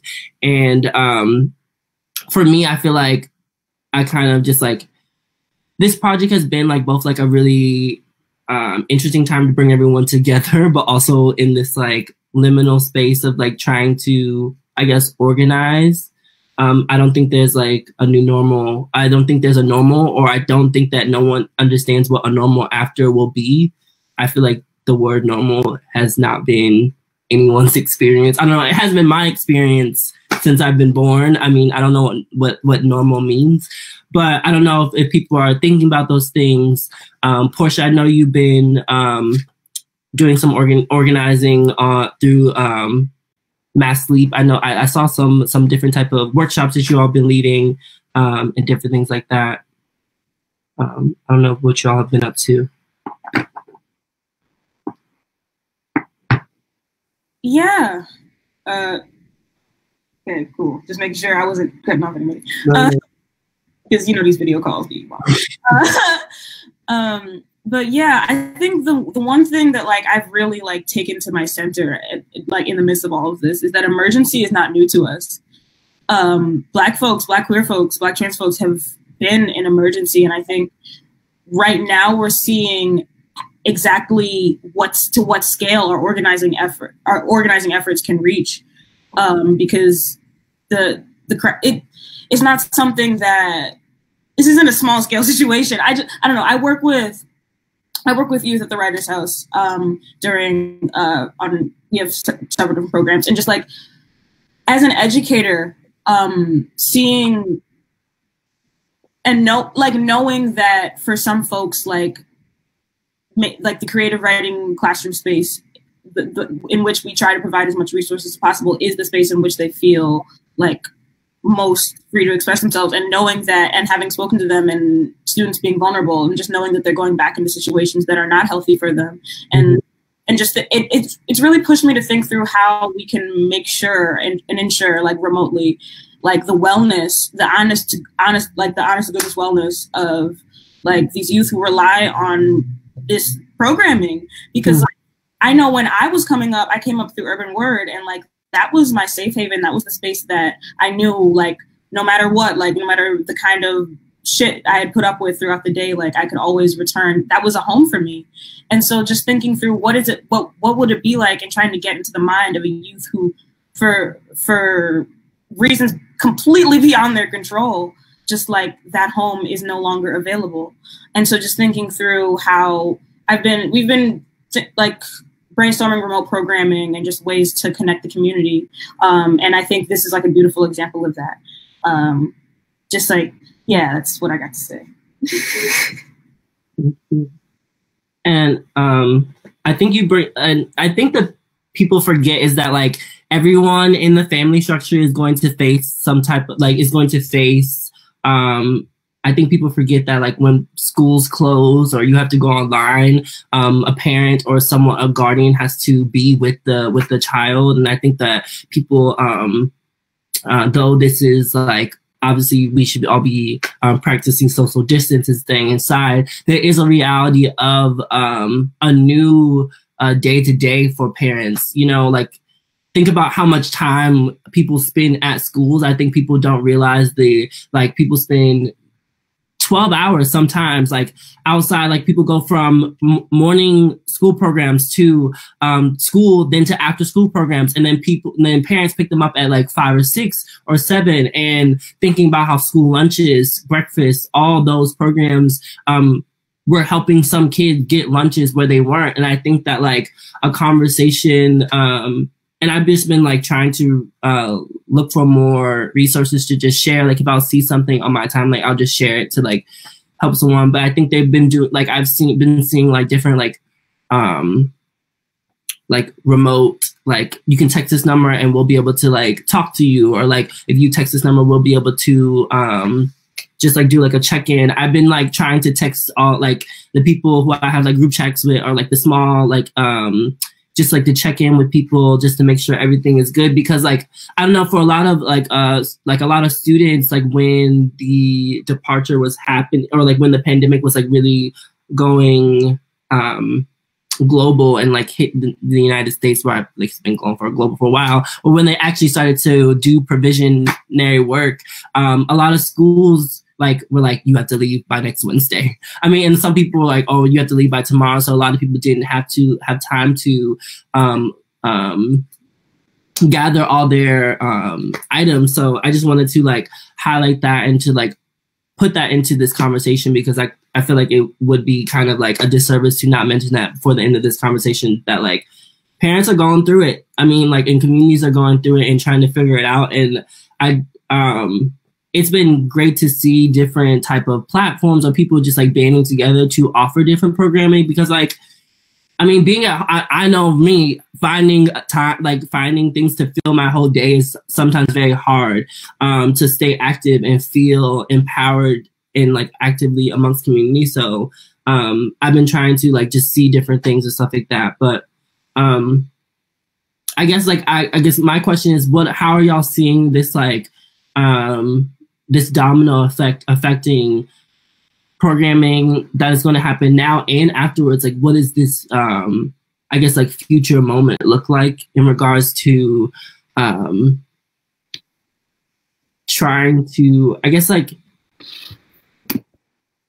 I don't want to say redefine, or like, I feel like there's going to be some landscaping, there's going to be some community shape work around like that comes after this. And I guess like, does anyone like have any ideas or just like thoughts about what that looks like, or how they're doing that right now to prepare? I've been thinking about, I guess, the structure of higher education, like in all of this. I mean, considering like I am still in undergrad and like I have a year left. So like a lot of things are very like, I guess like uncomfortable because like they're uncertain for everyone. But I've really been thinking about how like, I'm at Wellesley, I'm still on campus and I'm leaving in about 2 weeks because like they allowed specific people to like stay on campus. But like even for the summer, like students who like are, most of the people who are here are either low income or international students. And like cannot go home. And a lot of like, and even then Wellesley's like, okay, well, if you stay over the summer, you're going to have to pay to stay here. And also like, we can't provide dining services anymore. And like, and then also like a few weeks ago, pretty much laid off like a lot of the student workers, like because they like are like, oh, well, we can't really like pay you anymore. And then capped however many hours that like we have to work. Like I'm a teaching assistant and I basically like run a whole class and I'm getting paid 10 hours like worth of work. So it's like like those things where I think a lot of schools like definitely have like the funding and the positioning, but like are really acting as like businesses and corporations to cover their own behind. But with like a lot of schools making their grading system like mandatory credit non or like automatically like universally passing everyone, I really think about how like a lot of those systems could be in place if they wanted to be, and how a lot of them are not like purely to create like some sort of, I even see this among like my classmates who were like outraged at the idea that they would only get credit and not grades because of like med school and grad school. And my response was like, if you're worried about grades right now in a pandemic, like stay the fuck away from me wherever you go to grad school, because like, I don't want you to be my doctor, my lawyer, my educator, like my professor. Like, I don't want you to, no, like do not touch me. Like if that's what you're worried about right now. But yeah, it just boggles my mind how like a lot of these systems in place. And I really hope that like a lot of people, and like I, for one, definitely am going to be like a person who advocates for like some structural change within higher education, because it's so inaccessible. And also like thinking about how they made our grades like mandatory credit non because a lot of people are in very unstable situations right now and can't afford to sit and study for several hours at a time. Not to mention like people have mental illnesses and are struggling, like people like, I mean, and like I'm isolated in a dorm room by myself, and like I can't really like see my friends because they're all over the country and world, perhaps. Like there's nobody around me and it is silent like 24 hours of the day. So it's like of course people are going to be like struggling in those circumstances, but then I really hope that a lot of people like take a look at this and say like, we need to do something about the way that we like view education, because like if a lot of people are need grades as an incentive to learn, then like why are we here? Like if that like, I mean, honestly, it's like if that's like your only motivation for learning, like I like came to college. I mean, one, because like it definitely is one of those things that's viewed as like a means of mobility, like economically, like in society, but also because I love to learn and I want to be here and I want to be an educator and like to educate people and make like language accessible to others. But like thinking about my family friends who have children in elementary school and who are not equipped to teach their children, like, and how like a lot of teachers are not equipped to teach from home. Like, I mean, my brother is 15 and like he's like, okay, I need help with my homework because I can't like go to my teacher after school anymore for extra help. And my mom's like, I don't know what to do. Like it's like a lot of like, I think like a lot of kids, like their education like across the board is really struggling, like because of, and like I think of like my family and like my friends like back home in Detroit who like are in a public school system that don't have the means like already to provide that extra help. And now we are all online and a lot of those kids are going to suffer as a result of this.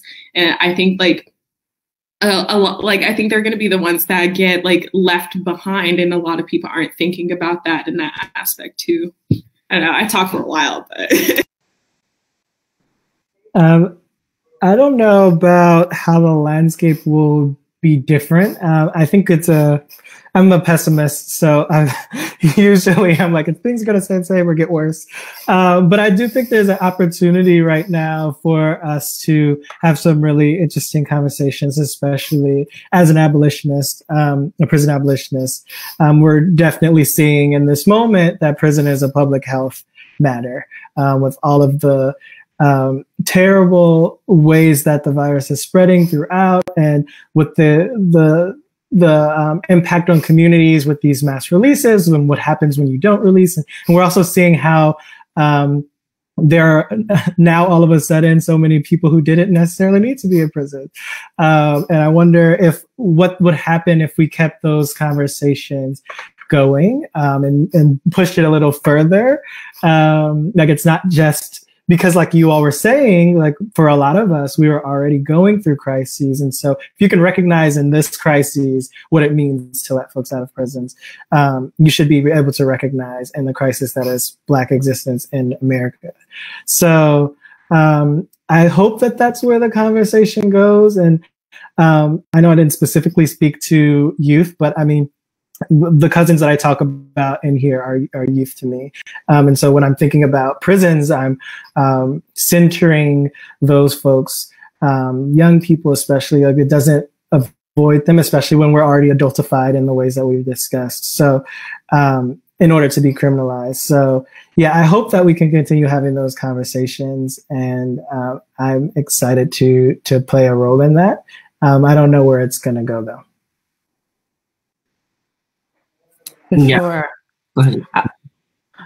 No, I was just going to say, I keep listening to everybody. And, you know, one thing I keep thinking about that keeps coming up, just like in general and in life, is like capitalism, right? Like, you know, I'm in like grad school and I'm finding it so difficult to meet deadlines. Like, what is a deadline? You know, I have to go to the grocery store, you know, like what is a deadline, right? So, but these things, they keep running.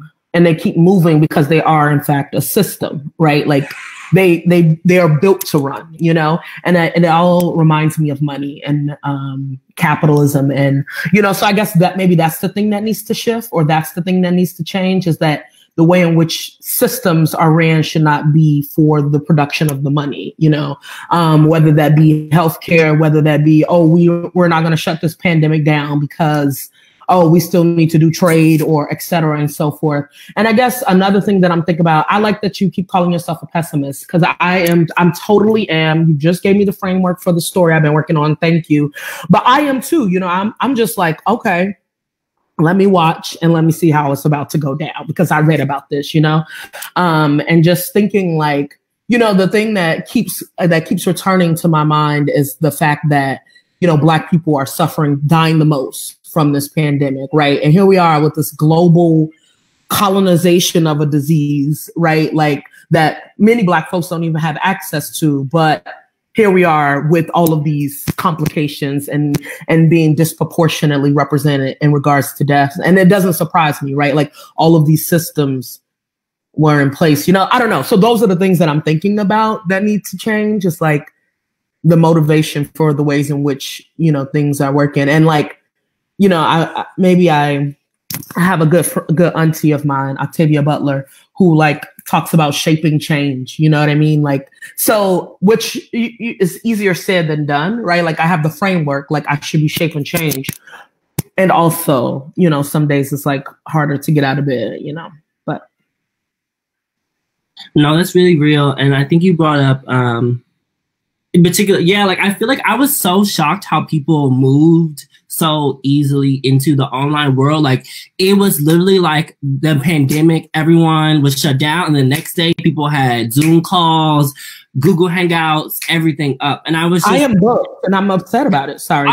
No, it's real. And I just be like, I was just like, can we take a moment? I remember I was just like, I was so depressed and so irritated, but like, I was like, isn't this just like capitalism on like 20 warp speed, right? Like this is what capitalism always does, right? And I think also the thing that I looked at it was like, if you didn't get in to the like, it was like, if you didn't get into the bidding, it was like, you're gonna be left out, right? Like, it was like, it was sort of like this reaction where people were like, if you didn't get online within like this first couple of weeks, or like you didn't get your thing like worked out in those first couple of weeks, like you was gonna be left behind, right? And I just remember like it was just this like frenzy, right? To like online. I just remember it was like this and that virtual things. And like obviously I'm saying this like having done like this is like something I curated, so I understand like that is like I feel like I'm talking about that in tandem, right? It's like in this way, I think that capitalism knows what it is doing, and to your point, also, I don't think it's like really pessimistic, right? Like I think that you're just being a realist. Like I'm always like the person who's like Sagittarius. I'm connected to the truth. That's who I am. But like, and with the Virgo Mars, so like I'm like truth. But I really do think that like not naming truth have gotten us to where we are many times, right? Like not having the like audacity to be like, no, I know what truth is happening, and I know what history has done, and it's like that. It's like a Dinesh poem. I know what history has done. Bad blood. Like I think that like it's just like circumventing thing, and like capitalism has always been has always begat anti-blackness, right? Like slavery is the biggest capitalist engine like ever created, and like who were the like Black people were the people most affected by slavery, and this is just general. But I think that like it's a game, right? Like capitalism is this like game with your life, and you're seeing it at mass production, right? Like you have people now going out being like, I want to work in America, even though there's a virus out here killing mad people, right? And I think that people have this visceral like connection to capitalism as like we can't exist in a society without it. And like I think that like to your point, I think that even if the world continues to, I guess you would call it reset or like have these like catastrophic events, I think that it just finds new way of making the same system in a different way.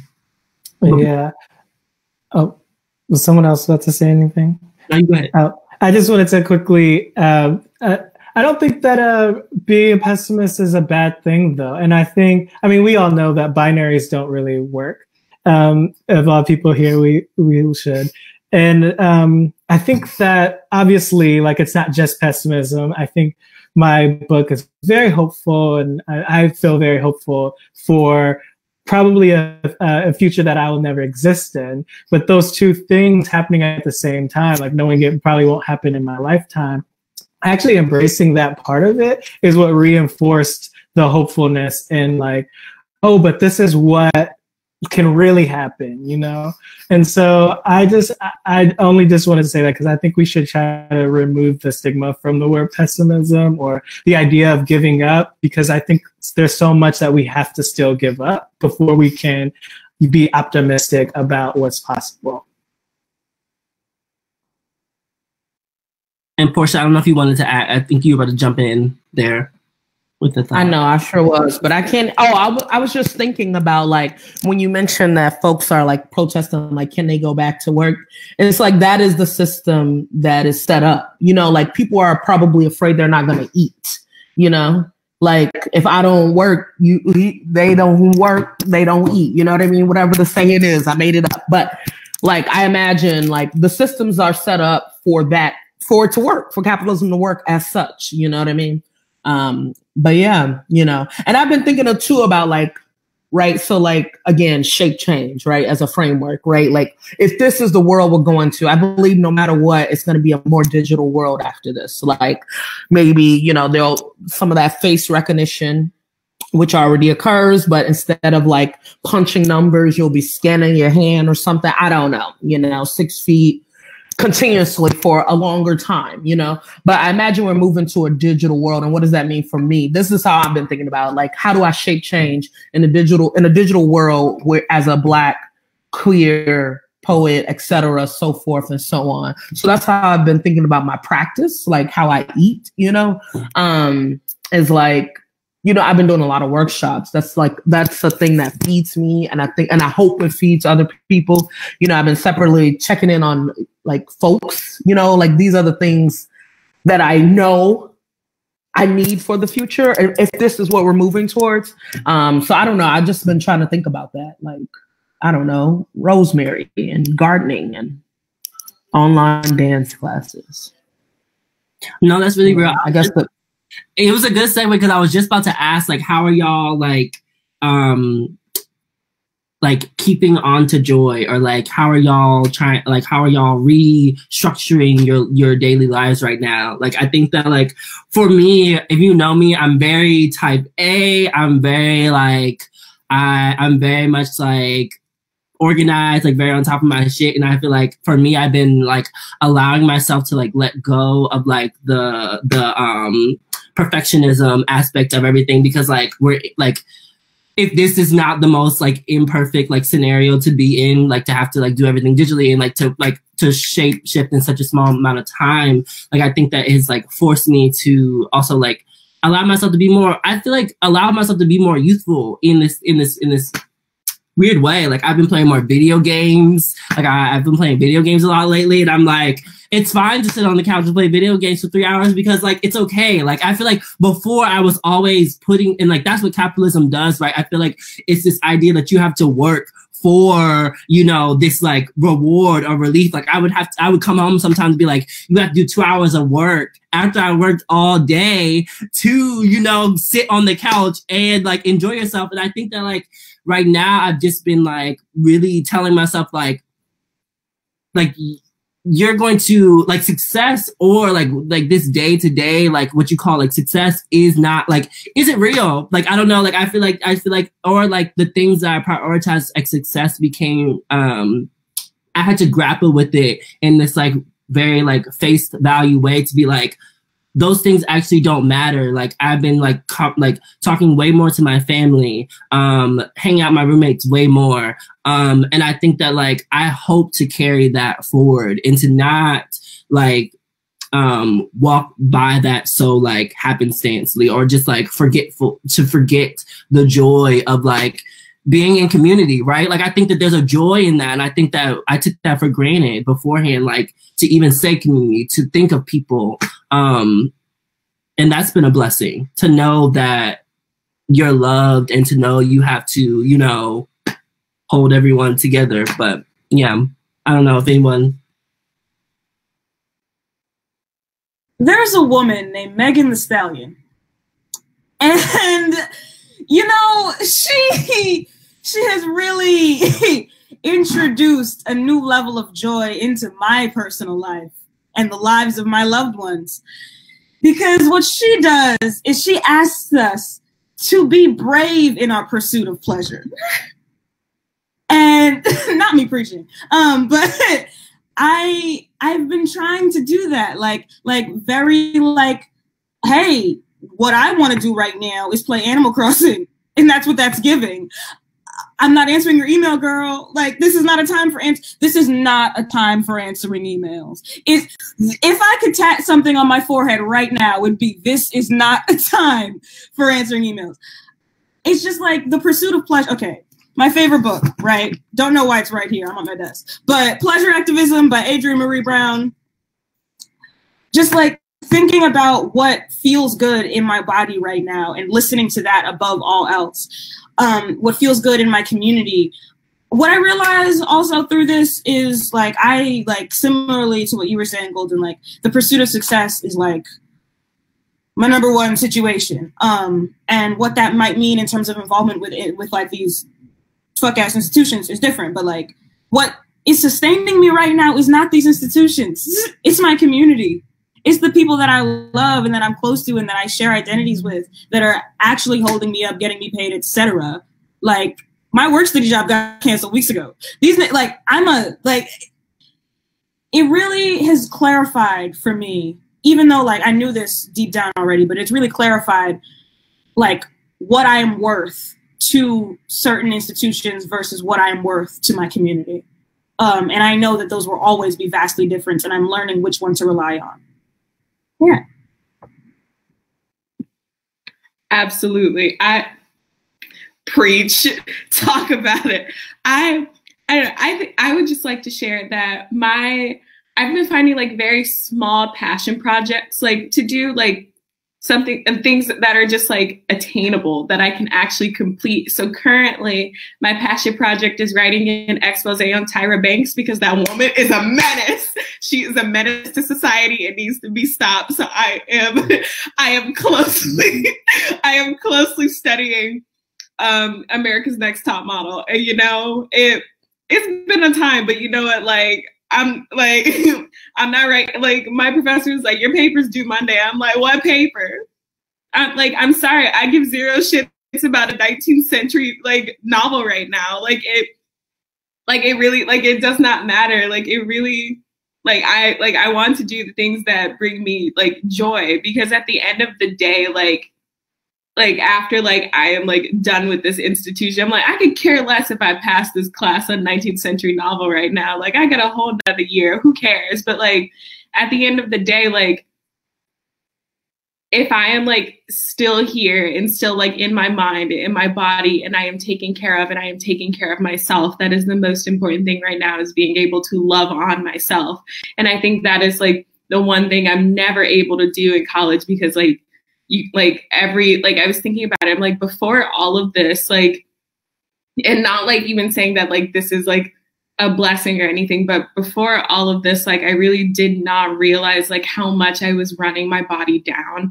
And like I really think like this has been a time like for cultivating like more relationships like in my life, but also for like cultivating a relationship with myself, because that like I like think I am the person I forget about the most. And like, I'm not like a person I connect with often. So being able to sit and meditate and read and like shit on Tyra Banks, like that's like, those are the things that like bring me closer to like who I am. And like, I don't know, just like being able to take care of myself and cook for myself and like doing all of these things to show that like, I like am worthy of love in a world that like has not shown me that kindness. Like it is very like wonderful to show myself that kindness right now.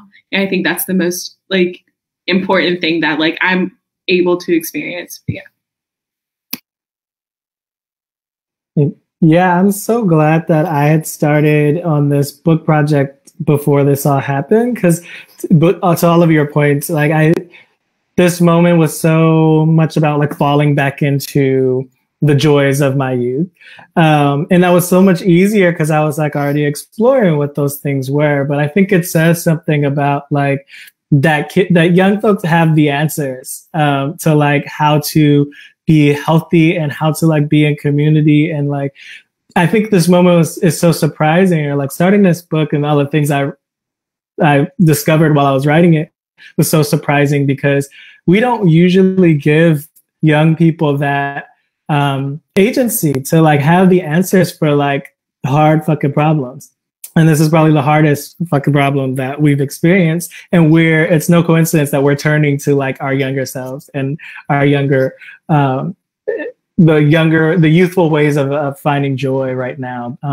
And so I'm trying to take that into the future. Like whenever faced with problems, like what does that mean to look to young people?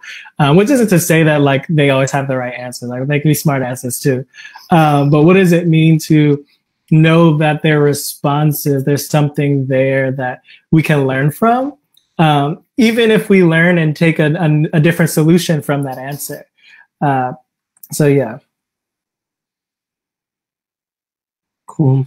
Okay, so last thing, just because we have about like 15 more minutes, but I think you brought up a great point with like young people like have the answers, and like it's so interesting. Last year, Portia was on this panel that I went to, and we were talking about how like they were the youngest person there, and like it was a panel about young people and like programming around young folks, and it's always like curious to me when we have conversation around young people and don't have young people there to like offer their perspective, as if they have to be a certain age to like have real life experiences with and have a say or an opinion in larger conversations, which is ridiculous, especially as we talked about before, the way Black children are adultified or read as adults very early.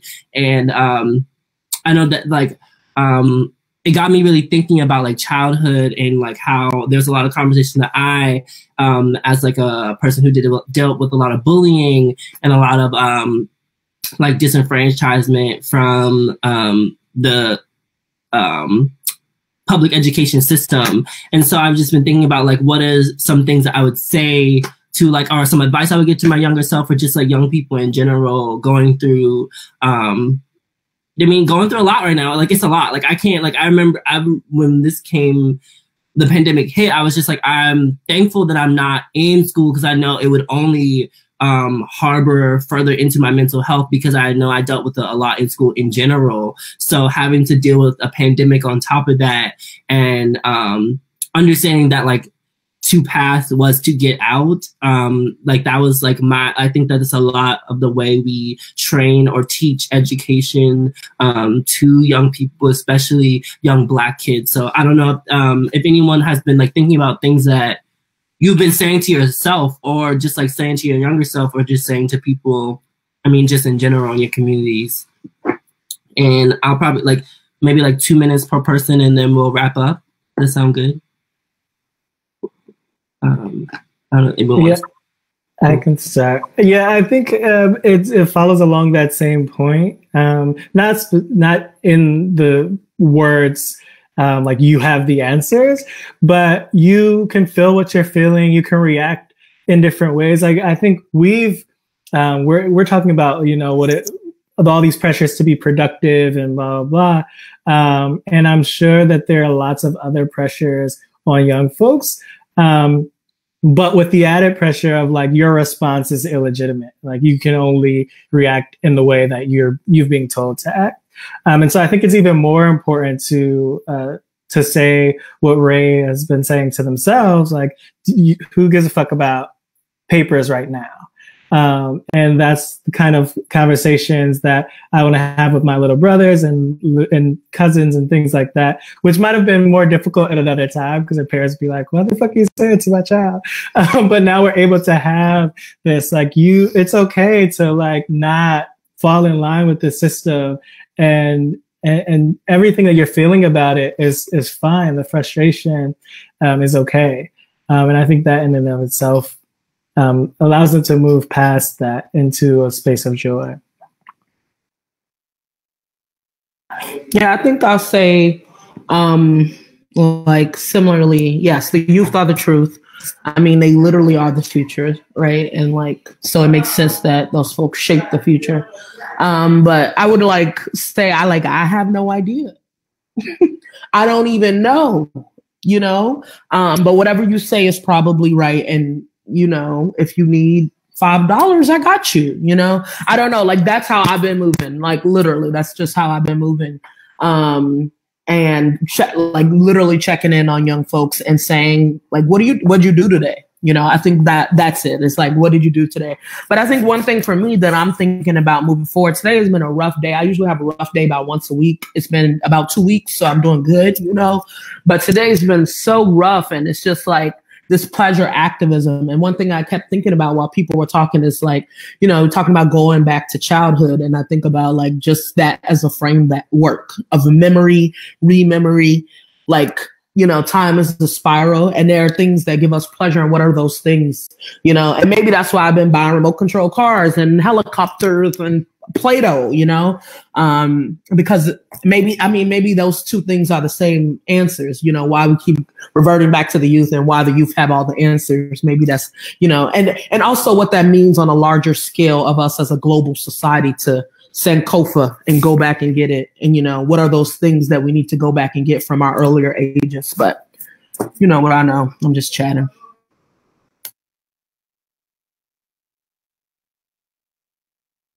I could go. Okay. I think the one thing that like I found both saw like and knew that I had in myself as a youth and with the youth that I work with now, like, you know what you want. Like, everyone tries to make youth have this allegiance to what they're supposed to want versus what they actually do. And like, usually what they want is the right answer. Whether that be affirmation, you're just doing this for attention or affirmation. Maybe they need those things. You know, maybe like that's a whole different conversation about care work. But I do think that like being attentive and tuning in to at like the base of yourself, what feels right, what you like want to pursue. Right now, like I know that I have some youth who like they're like rappers and they're working on their raps right now. And it's just like, that's what you want to do, bro. Not your paper for your Shakespeare class. Like that's just what it gives. I don't know. Just like, no, you know what it is. You know what it gives. You know what you give. You know what you give is what is the Yeah.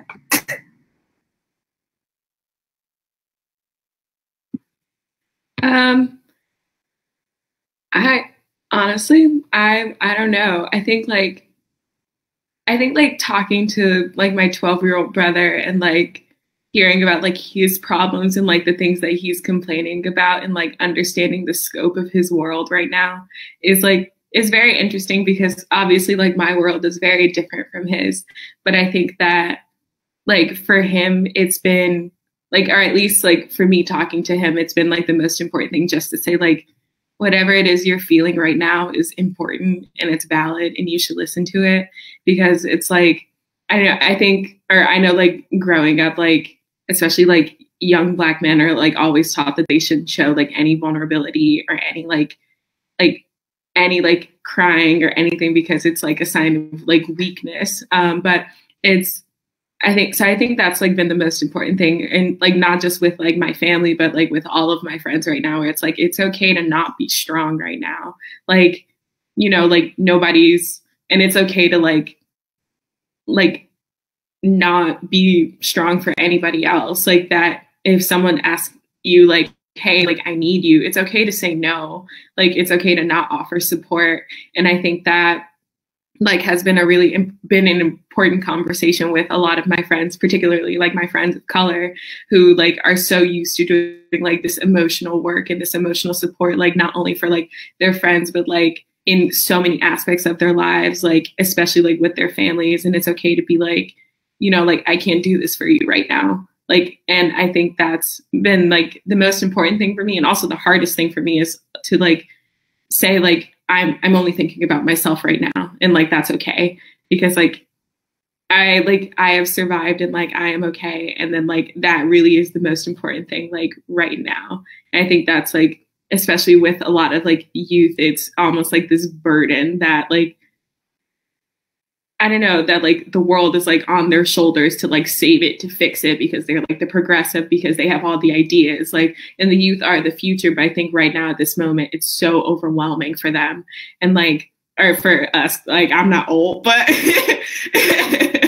I always forget that. But I don't know, I think it's like so overwhelming, like the state of the world right now. And like, I think it's okay to just be like, you know, take a breath. Like, it's like you can breathe right now, and that's okay, you know? Yeah.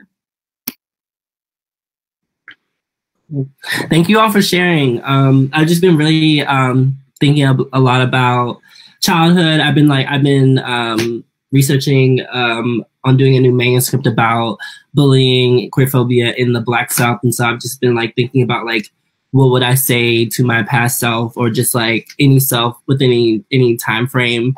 And I've just been thinking about like, I think oftentimes we know what our feelings are before we have language to describe it.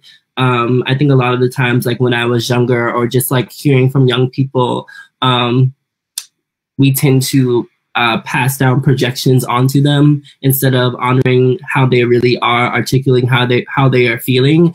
And I feel like just like so many situations would have gone differently for me when I was younger if people like honored what I was saying and like honoring how I felt. And I think that a lot of people just are like, oh, well, you're young, you don't know what you're talking about, or like they're very dismissive towards young people. And I think that that's like really important in instilling confident in feelings and confident in like the language around being is important. And so thank you all for sharing. I really appreciate it. And I don't know, does anyone else have anything to add? I feel like we like covered so much tonight. Like, does anyone want to offer anything to the space? Want to do any last minute shout outs? How we feeling? Y'all look good though. I'm just so honored to have shared this space with y'all. Y'all are so brilliant. I can't believe I didn't know some of y'all's work before, but that's about to change now. This is my favorite thing. Honestly, my favorite thing to do is to put people on to people. But all y'all are amazing. Y'all all should follow each other. Y'all it's really scary, or really like I really think that Black people are connected. Like not trying to be funny at all. I think Black people are connected like in generations in this weird way, right? Like, I think that like you see a lot of Black like activists and like community organizers like in the past in the same framework of each other, because I think that there are microcosms that are speaking to each other. Like, I think Black people are special beings, and I really think that like when I hear you all's work and when I hear the comparisons, it really is in a framework of like I pause every time, and I think that like Hari, I think you were the first person that I like met in New York who was like non-binary, and I was like first like figuring out like what that meant for me. And like Portia was like the first person to like really inspire me to push this, and like each of y'all have like shattered my mind when it comes to just like work in like the next generation. It's not next generation, y'all not even that like, younger than me, but you know, like in poet terms, y'all know what I'm saying. Like, it really feels like generations when y'all be like 2 years, like Crystal's only like a year or two above me. I feel like they're a whole generation, but it really is such a blessing to just like be able to be creating in the time that y'all exist, right? And I think that like I was watching this like YouTube video the other day, and they were like, it's not really a renaissance of art, but rather I think that we're seeing more channels and more pathways being created so that the work that was always there is being elevated more. Like, I don't think there's ever been an absence of Black art. I think there's just been a lack of platforms to uplift Black art, or gatekeepers there uplifting Black art, especially Black art from non-binary and trans writers and artists. And so I think that that's why I was so adamant in creating this, because I mean, look at y'all's work. Like, it speaks for itself. And I think that y'all deserve so much praise. And thank y'all for joining me. It's been like such a pleasure to talk with y'all, to listen to y'all's work. Yeah, I hope we can do it again. Thank you. Thank you. Right. Thank you. Thank you, Golden. Y'all are amazing. Y'all are amazing. Okay, I'm gonna close it out for you for the audience. They're gonna cut the live off soon, but just so y'all know, we're back here tomorrow night for the last Kickback. We're featuring, it's on My Pronouns Are My Pronouns and My Name Is My Name, featuring Texas Isaiah, Chrysanthemum, Tran, and Ompa. Wow, it's just bangers, lineups. Wow.